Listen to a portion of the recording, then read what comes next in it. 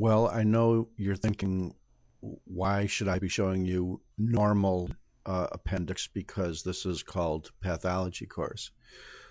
Oh, well, let's explain why. First of all, this isn't really normal.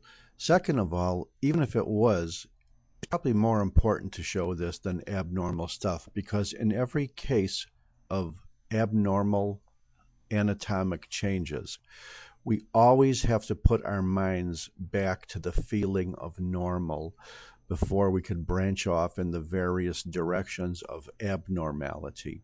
For example, if you were to examine this entire muscular layer of the appendix and you could see that there were no neutrophils in there, you knew that if you compared that to an appendix which did have neutrophils in here, that would be acute appendicitis.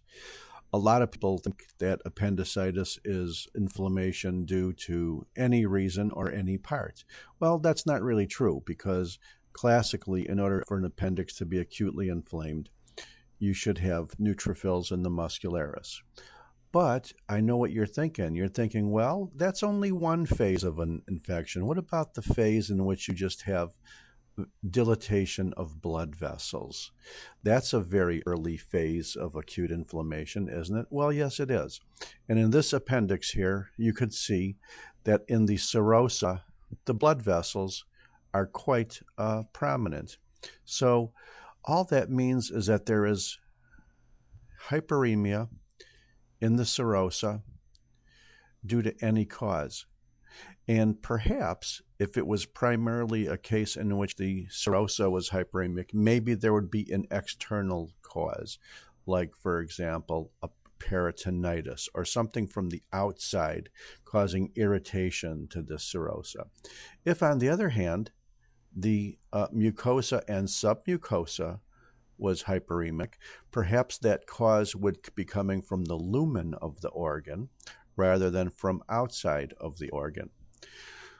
Well, I guess we should remember that as a very important factor of normal. We could call this, the people who made this slide called it normal with congestion, and that's true.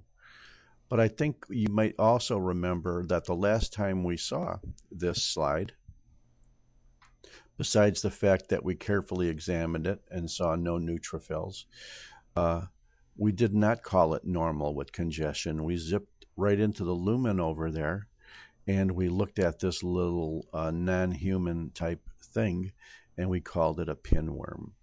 And the reason why this may be called normal now is because even though there's a pinworm in the lumen, it's not causing any primary mucosal or mural inflammatory changes.